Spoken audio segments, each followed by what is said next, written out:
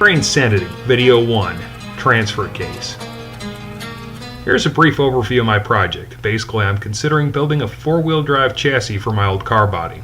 I suppose it'd be easier and cheaper just to spot weld it to an old truck frame, or crush it and buy a new car. But I want a final outcome that's at least as trail-worthy as my Jeep, also a great alternative ride to the grocery store or to work, something that will be fun to drive on-road and off, saving my old car while getting a cool off-road vehicle. This is a rudimentary model, kind of a first draft. After all, this isn't DreamWorks, but I hope to convey what I'm trying to do so folks will be able to offer helpful suggestions and technical advice. Using custom off-road RCV CV axles, I could design an independent suspension system capable of over 2 feet in travel. In keeping with the original car body design, I considered creating a system using McPherson-style struts, swing arms in the back, with single wishbone up front. It will use dual hydraulic cylinders for struts, Dana 60 knuckles, and differentials from Lincoln Mark 8 or other Ford independent rear suspension. As you can see, I also have plans for four-wheel steering. However, as you take a closer look, you can see an issue with the front drive shaft and the right wishbone. The wishbones are lower than ideal to make room for the shaft. This causes issues with geometry. There are multiple ways to address this, but I'd like to consider in this video is the idea of designing my own transfer case. One where both the front and rear outputs are below but in line with the input.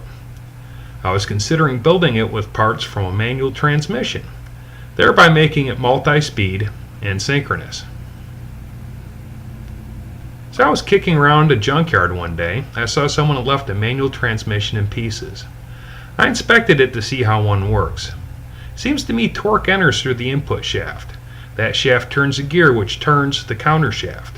There are several gears on both the counter shaft and the main shaft. Which one turns the main shaft depends on which gear you select via the shift fork. Please excuse the animation, but I think you can see what I am driving at. At any rate, my thought was, why couldn't we rotate the input shaft gear up and out of the way so we could have outputs on both ends of the main shaft? On the front, we could add a clutch pack like you'd find in an automatic transmission so we could engage or disengage the front output.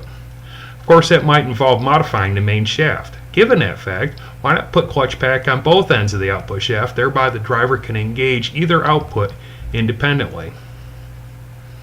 You could have two-wheel, four-wheel, front wheel, rear wheel, or you can disengage both clutches so you can shift gears on the fly.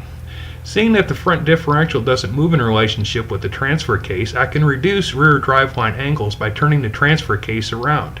To save ground clearance, cock it to the side. Of course, I'll need another gear or two to reach the transmission output.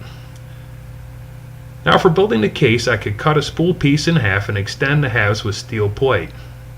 The adapter can be made in similar fashion. The adapter would bolt to the transmission. The gears would be inserted. Then the outer case, then the rear plate, then the clutch pack with the cup that goes around it, both rear and front.